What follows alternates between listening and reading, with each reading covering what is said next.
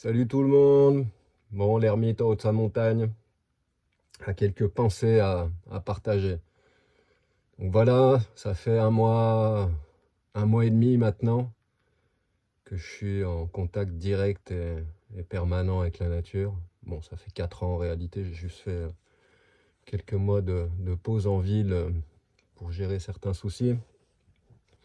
Et donc là, ça fait un mois et demi que je suis de retour en contact direct et permanent, seul dans la nature tout le temps. Là, je suis en haut d'une montagne depuis hier soir, face au mont Ventoux, dans la Drôme provençale. Avant, j'étais dans une cascade, dans des gorges pendant 3 semaines, où j'ai parlé pendant aucun humain pratiquement pendant 3 semaines. Et là, c'est reparti pour un tour. J'ai trouvé un endroit qui est particulièrement isolé, où il n'y a pas de véhicules qui passent, et où le camping-car est garé à quelques centaines de mètres de la route, une route où il n'y a personne qui passe, même la journée, à part quelques voitures, quelques motos. Et encore aujourd'hui, s'il y a eu 3 véhicules, c'était un maximum. Donc voilà, je suis enfin au calme, tranquille, isolé du monde extérieur. Je me sens comme sur une île ici. Une île assiégée, hein. Je sais que dès que je redescends de la montagne, c'est le retour dans le monde normal, avec tous ces gens qui courent dans tous les sens, avec toutes ces voitures, ces bagnoles, cette pollution, etc., etc. Et là, ici, je me sens protégé, en fait. Vraiment protégé du monde extérieur. Je me sens chez moi, dans mon cocon, chez Mère Nature. Cette nature qui nous accueille, hein, quand même, mais qu'on traumatise complètement. Tout à l'heure, je suis parti pour le coucher du soleil, je suis allé marcher un petit peu, je me suis arrêté au bord d'un chemin, j'ai grimpé un petit peu pour avoir une vue sur le coucher du soleil. Et là, au bout d'un moment, j'ai vu une famille de sangliers passer, quoi. Je mettrai là une petite vidéo, c'était sympa. Ils ont croisé le chemin, comme ça, ils sont passés les uns après les autres en faisant super gaffe, en étant vigilants, en regardant. Il y en a un qui m'a vu, qui s'est arrêté, après ils sont repartis. Et en fait, ils ont peur de nous, quoi. Et ça, moi, ça me fait mal au cœur de voir tous ces animaux qui sont traumatisés par nous. Les animaux, ils ont peur de nous, mais une peur viscérale, quoi. Et c'est pas que les sangliers, hein. Aussi bien les lapins, les daims, les cerfs, les renards, enfin tout ce qu'il y a dans la nature, quoi. J'irais pas jusqu'à dire qu'ils nous aiment pas, mais ils nous craignent, hein. Et je trouve ça vraiment mais dramatique. C'est d'une tristesse infinie de voir cette nature qui est sous pression. C'est vraiment des pensées qui me viennent depuis tout à l'heure, mais à quel point on fait souffrir notre environnement, en fin de compte, quoi. Pour que les animaux soient traumatisés à ce point-là, mais c'est grave, quoi. Pour ceux qui ont connu l'histoire un petit peu avant le Tibet, le Tibet c'était un pays interdit, hein. Il y a très peu d'Occidentaux qui sont rentrés avant qu'ils soient envahis par les Chinois. Très très peu. Ça se compte sur les doigts d'une main, je crois. C'était le pays interdit. Et dans ce pays-là, ils chassaient pas, ils tuaient pas les animaux. Et à ce qui paraît, tu pouvais t'approcher, tu pouvais toucher un lapin, etc., etc. Et nous, aujourd'hui, ici, déjà, il n'y a pas grand-chose dans la nature, hein. Si tu regardes bien autour de toi, tu vas te rendre compte que il n'y a rien, quoi. De temps en temps, tu vas voir passer un renard, un cerf, peut-être un sanglier ou quoi, quoi. Mais en fait, il y a plus grand-chose, quoi. Et donc, tous ces gens qui me disent que non, on n'est pas trop nombreux, comment ça, on n'est pas trop nombreux? Comment t'expliques la chute de la biodiversité, l'effondrement de la biodiversité, l'effondrement des écosystèmes, etc. Comment tu l'expliques, quoi? Ça serait pas parce qu'on est trop nombreux, quoi? Donc ces gens qui pensent qu'on n'est pas trop nombreux, en fait, leurs arguments, c'est ça, c'est que la Terre, elle a assez pour nous nourrir tous. Alors certes, mais dans le système là où on est, avec cette manière de fonctionner, avec cette agriculture intensive, en fin de compte. Agriculture intensive, pour moi, c'est pas forcément des grosses exploitations, hein, c'est le fait qu'il y ait des champs partout.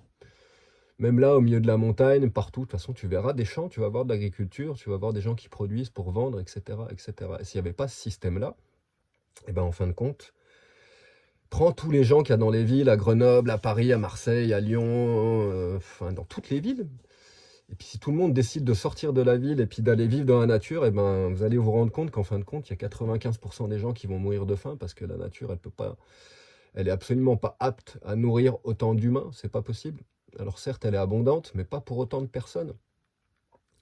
C'est ça qu'il faut bien comprendre, quoi. Donc, si, on est trop nombreux par rapport aux autres animaux, en fin de compte, à tous les autres animaux qui sont là, qui étouffent, qui sont traumatisés par nous complètement, qui ont peur de nous, en plus d'être chassés, parce que là, dans pas longtemps, c'est la saison de la chasse qui va commencer, donc comme si ça suffisait pas qu'on leur détruise leur écosystème, leur environnement, ils savent plus où aller, ils savent plus où se planquer.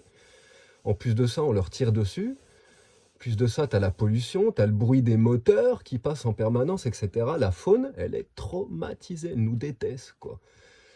Et moi, je trouve ça mais vraiment dramatique, ça me brise le cœur, vraiment. De voir tous ces animaux, moi, je leur veux aucun mal. Et en fin de compte, quand ils te voient, ben, c'est comme s'ils avaient vu le diable, quoi. Ils s'enfuient en courant, quoi. Ils prennent leurs jambes à leur cou et ils se démerdent, ils se cachent en permanence entre les fourrés, ils passent d'un champ à un autre champ, à un bout de forêt, parce qu'en plus les forêts, elles sont explosées, c'est des parcelles de forêt par-ci, par-là, mais il n'y a plus de grandes forêts. Alors ici, en montagne, clairement, on ressent moins la pression de l'homme, hein. Il y a plein de coins que j'ai traversés là dans la Drôme provençale où effectivement, je trouve que la balance, elle est chouette. C'est que des tout petits villages super isolés. Il n'y a pas grand monde. Et en fait, là, l'équilibre, il se tient. Donc, il y a encore beaucoup de végétation. Il y a encore pas mal d'animaux, je pense, qu'on ne voit pas parce que ben, ils se cachent. Mais voilà, de là à dire qu'on n'est pas trop nombreux, bah si, en fait, on est beaucoup trop nombreux, quoi. Et partout, hein. Moi, j'ai voyagé un petit peu sur toute la planète, je peux te dire. De l'Amérique du Sud, j'ai fait plein de pays là-bas. J'ai vécu 3 ans en Bolivie. J'ai vu partout la même chose. Destruction de la forêt, de moins en moins d'animaux, de la pollution partout, c'est dégueulasse, partout sur Terre, hein, partout, c'est pas qu'en France, hein, dans tous les pays, c'est crade, c'est dégueulasse. Regarde ce que ça ressemble, Katmandou au Népal, il y a une rivière qui passe, mais tu n'auras jamais vu une rivière pareille, on voit même plus l'eau, quoi, tellement il y a des déchets dessus. Regarde La Paz en Bolivie, euh,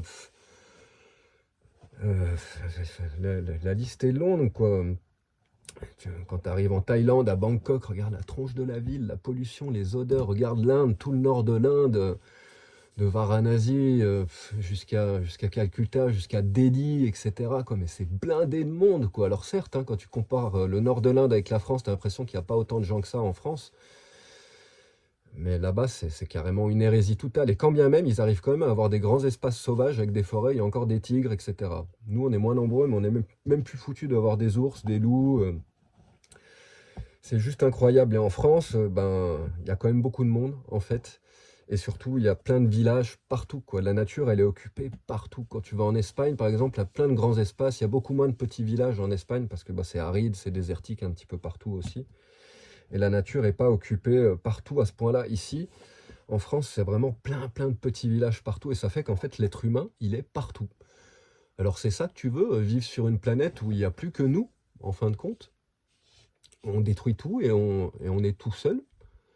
Où il n'y a plus de faune, où il n'y a plus d'animaux, où il n'y a plus rien, il n'y a plus que des humains en train de déprimer, en train de bosser, en train de ne pas profiter de la vie. C'est ça le pire. C'est qu'on prend la place de tous ces animaux, de toute la vie. On la prend pour nous, pour se développer. Et nous, on profite même plus de cette vie-là. Mais c'est un paradoxe total. C'est n'importe quoi quand on va droit dans le mur, quoi. Et c'est quand t'es seul. Moi, ça fait des semaines et des semaines que je suis seul, là, tout seul dans la nature, tranquille.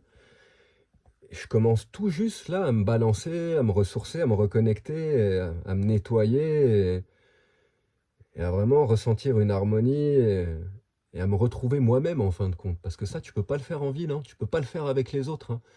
Tu es obligé d'aller te mettre dans la nature, quoi, et y rester. Et si tu peux être seul, c'est encore mieux. Pas y aller avec ta famille, pas y aller avec ta nana, et t'y vas seul pour te retrouver seul face à toi-même en fin de compte, quoi. Et que ton esprit critique, il s'éteigne. Parce que quand tu es dans le système, quand tu es dans la ville, un système qui est comme il est, on est bien nombreux à penser qu'il est bien pourri, qu'il est bien mal foutu et qu'il est complètement dystopique, ce système.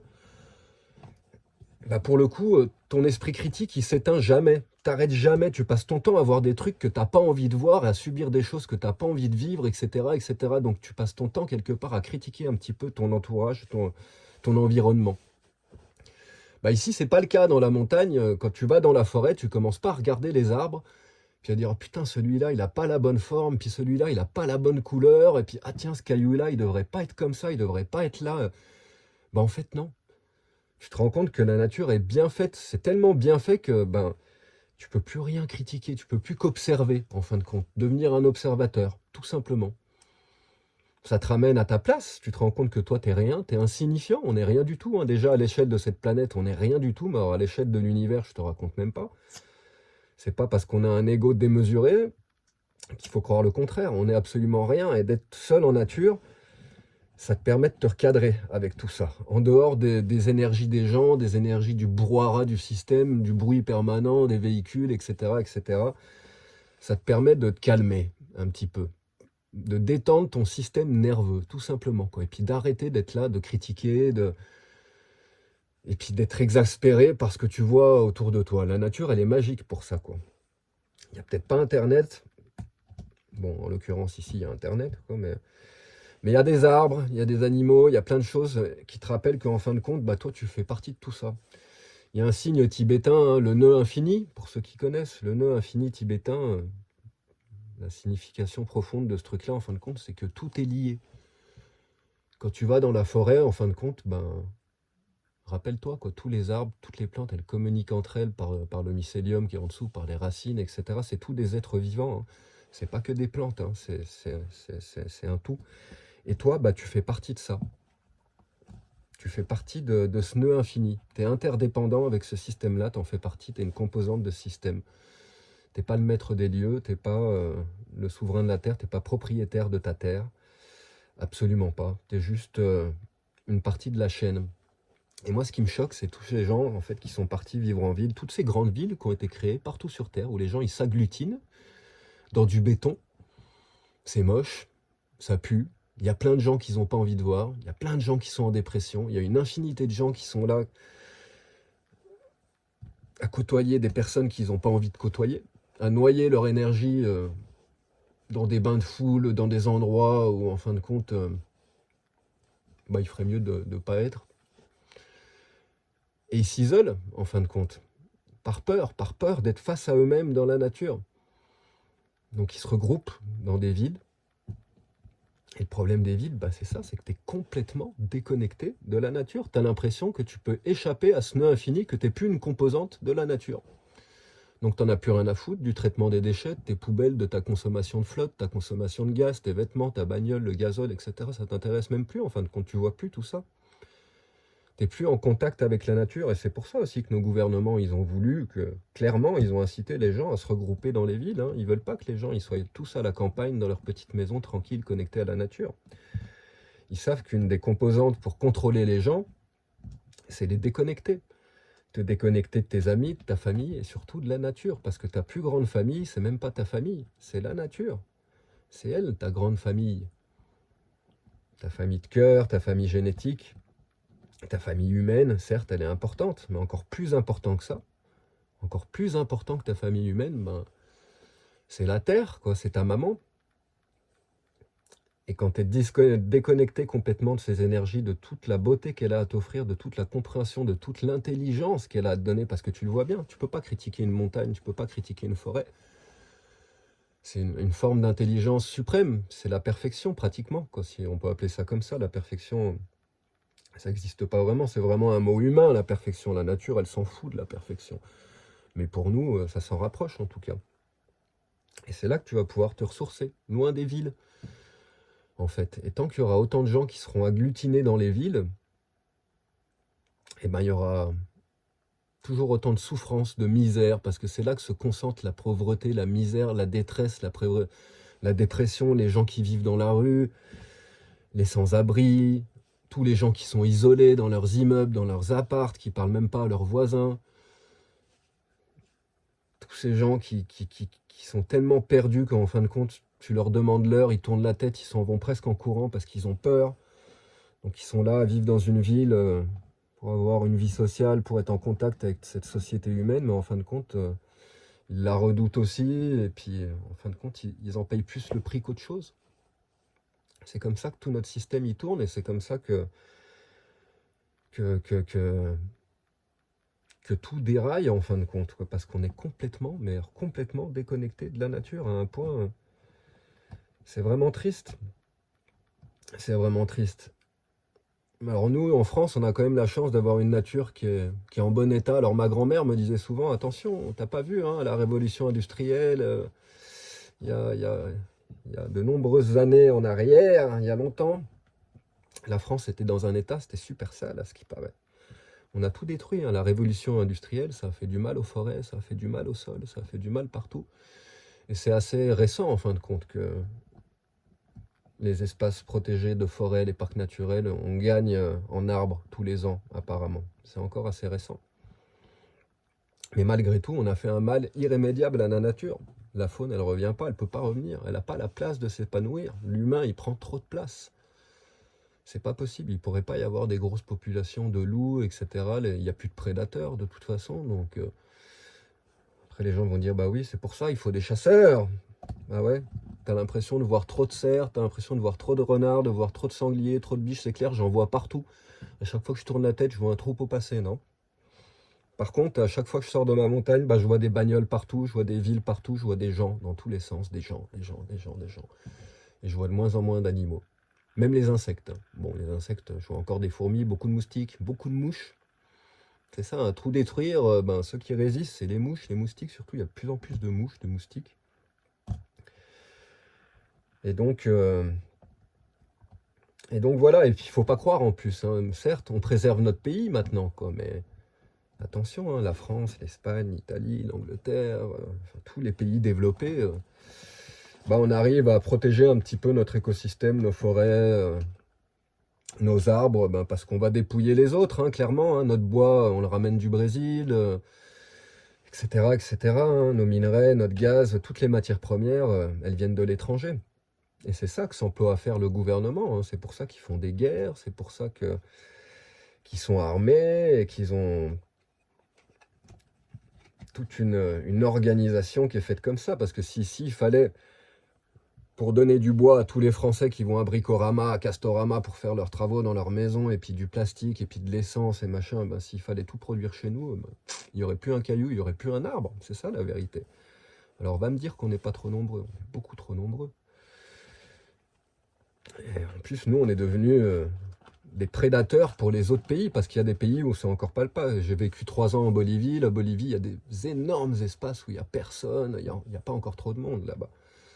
Il n'y a pas encore trop de monde là-bas. Mais il y a des Chinois qui sont là-bas en train de construire des autoroutes et puis en train de donner de la technologie. Puis en échange de cette technologie, ben, ils leur donnent des forêts, ils leur donnent des hectares où ils peuvent exploiter les matières premières. C'est comme ça que ça tourne.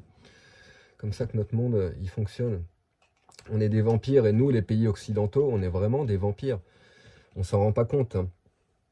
Et quand tu vois comme ils parlent de nous là-bas en Amérique du Sud, les rares fois où j'ai vu des infos, des choses à la télé où ça parlait de la France, ils parlaient pas bien de nous, hein. Ils nous aiment pas, hein. Et puis on n'est pas les seuls, quoi. On n'est pas les seuls. Donc c'est pas parce que tu vois ton joli petit pays en France, c'est mignon, c'est sympa, c'est stérile. Moi je trouve que c'est stérile. D'un point de vue faune, il n'y a pas grand-chose, quoi. Il n'y a vraiment pas assez de ce que j'aurais envie de voir dans la nature. J'aurais voir beaucoup plus d'animaux. Mais quand bien même, c'est mignon, c'est beau, c'est assez protégé, mais le prix, c'est les autres qui le payent. C'est d'autres pays qui vont couper leurs arbres pour toi. Et donc, voilà, nos gouvernements, ils s'enrichissent énormément avec ça. Et, euh, et ils transforment tout le monde en esclave, en fin de compte, parce que bah, toi, ils veulent que tu sois en ville, en train de bosser. Clairement, ils veulent pas que tu sois dans la nature, en train de profiter de la nature, d'être en paix, en harmonie avec toi-même et puis avec les éléments qui t'entourent. Ils veulent que tu sois dans une usine, derrière un bureau, dans la rue, en train de conduire des machines, etc., etc. Eux, ils pensent que la richesse, elle est illimitée, que la croissance, elle est illimitée, qu'il peut y avoir de la croissance pour toujours, quoi. D'un côté, ils disent oui, attention, le réchauffement climatique, attention, attention, l'effondrement de la biodiversité, attention, attention. Et d'un autre côté, à chaque fois que tu allumes ta télé, ben, on te parle de croissance, quoi. De la croissance, il y a de la croissance, il faut de la croissance, il faut des emplois, de la croissance, bosser, etc. Mais non. En fait, ce qu'il faut, c'est de la décroissance, c'est que les gens travaillent moins. que les gens soient plus libres, qu'ils puissent retourner dans la nature, que tout le monde puisse avoir sa petite maison à la campagne, mais ça va être compliqué, on est trop nombreux. Ne serait-ce que mettre tous les Parisiens dans la nature, tu vas voir, il n'y aura plus de place pour personne, il y a trop de monde. Donc est-ce qu'on est prêt à faire des concessions aujourd'hui pour faire en sorte que on arrête de s'étendre à ce point-là, qu'on arrête de tout bouffer, qu'on arrête de tout détruire? Déjà que pour vivre, de toute façon, c'est une des lois de l'univers, quoi. Pour vivre, tu es obligé de consommer, tu es obligé de manger. Tu es obligé de détruire toute forme de vie. Pour vivre, en fait, elle est obligée de consommer son environnement. Il n'y a pas le choix, c'est comme ça. Même une plante, un arbre, il va être obligé de consommer les minéraux dans le sol, etc. Destruction, création, Shiva, c'est comme ça. Tu peux rien construire sans détruire. Donc, l'homme, plus il construit, plus il détruit. Et c'est comme ça qu'on en est arrivé là. Avec des pays qui sont devenus des prisons à ciel ouvert, où en fait il n'y a plus beaucoup d'espace sauvage naturel. Le peu d'espace qui reste, tout est privatisé. Là où c'est pas privatisé, c'est des champs, c'est des agriculteurs. Si la forêt appartient pas à quelqu'un à côté, enfin tout appartient à quelqu'un. Donc même toi qui es attrapé dans ta ville, dans ton appartement, quand tu as envie de prendre ta bagnole pour aller en nature, tu arrives et tu sais même plus où aller parce que tu n'as plus le droit d'aller nulle part. Tu vas pour profiter de la nature et tu vois, même pour aller profiter de la nature, comme moi avec le camion, tu allumes ton moteur et puis destruction, quoi. Tu crames du gasoil, donc tu crames la nature. Encore un paradoxe, pour aller profiter de la nature, tu peux même plus y aller en marchant. Tu vas pas marcher le long de la nationale ou le long de l'autoroute, c'est une horreur, quoi. À part Saint-Jacques-de-Compostelle, le chemin de Compostelle et puis quelques randonnées dans la montagne, etc. Quoi, mais tout le monde va prendre sa voiture, quoi. Le monde, il est horrible, quoi. Tu vas pas traverser la France à pied, quoi. C'est dégueulasse. Tu vas être au bord des bagnoles en permanence, tu vas te faire klaxonner, c'est dangereux, etc., etc. Donc, tout le monde fait pareil. Ça prend sa voiture et puis ça va au bord de la rivière pour la journée. Les gens arrivent avec les familles, ils descendent. J'ai rien contre les familles, ni contre les enfants, je les adore. Mais voilà, souvent c'est ce que je constate, ils arrivent, ils se posent la journée, ils savent pas trop quoi faire, ils tournent en rond rapidement. Les enfants, tu les vois au bord de la rivière, ils savent pas quoi faire non plus, ils savent plus quoi faire. Tout ce qu'ils font toute la journée, généralement, c'est prendre des pierres et les jeter. Génial. Oui, bon, c'est des enfants, ça jette des pierres, mais pense-y bien, t'as déjà vu un animal jeter des pierres, quoi. Jeter une pierre, c'est un acte. Moi, je trouve ça un petit peu choquant, c'est de la violence, quoi. Tu jettes une pierre, quoi. C'est un acte de destruction quelque part, quoi. Et là où j'étais dans les gorges, c'est toute la journée. Tous les gamins qui arrivent, ils trouvent rien d'autre à faire que jeter des pierres toute la journée, quoi. Déjà, tu jettes des pierres, tu sais pas où elle atterrit. En dessous, tu vas peut-être écraser des animaux, des insectes, etc., etc. Encore une fois, tu traumatises ton environnement. Et les parents, au lieu de leur expliquer qu'ils pourraient construire un mur, essayer de les éduquer un petit peu avec la nature, leur expliquer comment fonctionnent les arbres, comment ils communiquent entre eux, comment tout cet écosystème complexe fonctionne, est interdépendant, communique, et comment toi t'en fais partie, donc comment toi tu dois arriver à t'intégrer dans cet écosystème, et le meilleur moyen de s'intégrer là-dedans, c'est pas d'arriver et puis de jeter des pierres. Non. Il y a plein de gens qui arrivent, qui se posent. De toute façon, les gens, ils ont une anxiété qui est énorme, je le vois. Il y a très très peu de gens qui arrivent à se poser et puis à rester 5 heures, 6 heures, à contempler ce qui les entoure, parce que c'est tellement beau. Ils sont là pour ça, parce que c'est super beau. Mais la plupart, ils restent 1 heure ou 2, souvent une demi-heure, et ça repart. Le peu de temps qu'ils sont là, soit ça va manger, soit ça va lire un bouquin. Il faut qu'ils s'occupent. Ils n'arrivent plus à être désoccupés, en fin de compte, à être en mode contemplatif, parce qu'on t'apprend ça, il faut que tu sois productif, il faut que tu bosses. Et quelque part, les gens, ils se sentent coupables de rien faire. C'est vraiment étonnant. Moi, le peu de moments où j'y arrive, parce que c'est pareil, j'ai l'impression d'être obligé de composer, de jouer de la guitare en permanence, donc je m'octroie peu de moments comme ça, mais je vais essayer de le faire de plus en plus, d'avoir des moments de contemplation. Je le fais beaucoup, je regarde beaucoup. Quand je repars d'un lieu, généralement, je peux te le décrire. Je sais où sont les arbres, où sont les rochers. Je connais bien la disposition. Là où j'étais à Ibiza, je pourrais te peindre le lieu, chaque caillou, chaque rocher, tellement j'ai passé de temps à observer, à regarder. Et tu pourrais y passer des semaines, des mois, là, dans les montagnes, à regarder. Tu verras jamais 2 fois la même chose. La nature, elle est d'une complexité, d'une beauté, mais infinie. Infinie, c'est un cadeau pour toi, quoi. Ça te permet de t'évader complètement. Tu peux être juste là et contempler la beauté de ce qui t'entoure. Et ça, c'est le premier pas. C'est vraiment le premier pas pour le changement. que les gens réapprennent à contempler la beauté du monde, parce que c'est beau tout ça. Et ça fait vraiment mal au cœur de voir dans quel état on est en train de laisser tout ça. L'autre jour, je faisais une vidéo qui disait bah, ramasse tes déchets, ramasse ta merde. Alors certes, il y en a plein qui ont raison, hein. C'est vrai, quand tu arrives en nature, s'il y a quelques trucs qui traînent, bah, c'est clair, tu les prends, etc. Mais quand tu arrives dans un lieu qui est gaugé, où il y a des tonnes de déchets, des fois, ben oui, tu vas pas te mettre à faire le ménage. Là où c'est une décharge, c'est sûr, évident, on peut pas éponger non plus toutes les conneries des autres. Et moi, je l'ai vu sur la plage où je vivais pendant 3 ans. Alors toi, tu arrives en été, tu vois une eau cristalline, transparente, tu as l'impression que c'est les Caraïbes, c'est magnifique, l'eau, elle a l'air propre et tout, tu te baignes, tu es content. Puis arrive le mois d'octobre, le mois de novembre, arrive l'hiver, et puis moi, je suis toujours là avec mon camping-car, et les tempêtes arrivent. Et ben à chaque coup de mer, t'aurais vu la gueule de la plage en bas. Waouh, j'ai fait des vidéos, je mettais des posts sur WhatsApp pour ramener les potes, pour leur dire, bah alors, vous êtes où tous? Qui c'est qui vient me filer un coup de main? Et puis je me mettais à essayer de nettoyer la plage. Alors je dis bien essayer parce que j'avais beau y passer des heures et des heures et des heures. J'en ai jamais vu la fin. À chaque fois que l'eau elle bouge, tu vois ce que ça te sort comme quantité de plastique. C'est un truc de dingue. La Méditerranée, elle est bouffée. Je sais même pas comment les poissons ils arrivent encore à vivre là-dedans. C'est à ce point-là, hein. Tu as l'impression que c'est propre l'été quand il va. Encore, ça dépend où tu vas, hein, vraiment. Sur la Côte d'Azur, je sais pas si tu auras la même impression, mais sur les Baléares, là-bas, au milieu de la mer Méditerranée, l'eau, elle est quand même transparente, cristalline. Mais dès que ça bouge, tu vois la quantité de déchets qui sort de là, mais c'est un truc de par jour, quoi. C'est vraiment un truc de dingue.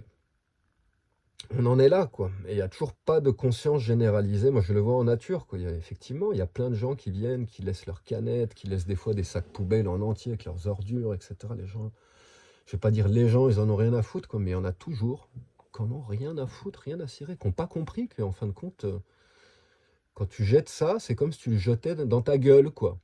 C'est aussi intelligent que ça. Tu jettes une canette par la fenêtre, bah, c'est comme si tu te la jetais dans la gueule, quoi. Parce qu'au final, tout ça, ça va se dégrader, ça va se transformer en microplastique, en micro-machin, et puis un jour ou l'autre, ça va finir dans ton corps, quoi. Et toi, tu finiras à l'hôpital avec un cancer comme un con, quoi. Les gens, ils sont certains. Ils sont stupides. C'est quand même pas compliqué d'arriver à penser à toutes ces choses-là. En plus, on nous apprend ces trucs-là à l'école. Je me rappelle d'une fois en Bolivie, c'est pareil, le bus, il s'arrêtait de temps en temps, après 12 heures. T'es rempli de poubelles, parce que les gens sont dégueulasses dans les bus là-bas, faut voir tout ce qu'ils emmènent, etc. Au bout d'un moment, le bus, ça daube, ça pue tellement, il y a des poubelles partout, donc ils s'arrêtent, ils font les poubelles. Puis au milieu d'une jolie montagne où il n'y a rien, machin, bah, le conducteur du bus sort, laisse les poubelles, les met contre un arbre, quoi. J'ai commencé à me prendre la tête avec le conducteur du bus, quoi. Bah, j'étais obligé d'arrêter au bout de 10 minutes, hein, parce que j'avais tout le bus contre moi. Les gens ne comprenaient pas, ils n'avaient pas cette éducation en Bolivie. Nous, on l'a. Depuis la plus tendre enfance à l'école, on nous explique ces trucs-là. Et malgré tout, il y a des gens qui captent pas. Alors en nature, ici, ça va à peu près, quoi. Mais je me rappelle, à Chalon-sur-Saône, tu vas sur les quais de Saône, quoi. Mais c'est tous les jours qu'il y a des groupes de jeunes qui viennent, qui font leur bouffe, qui vont chercher leur McDo à la con, là, quoi. Et qui laissent les sacs de McDo, les trucs. T'as des déchets sur 25 mètres, des fois. Avec le vent, t'as tout qui a explosé. Et t'arrives et t'as un site qui est gaugé, qui est pourri.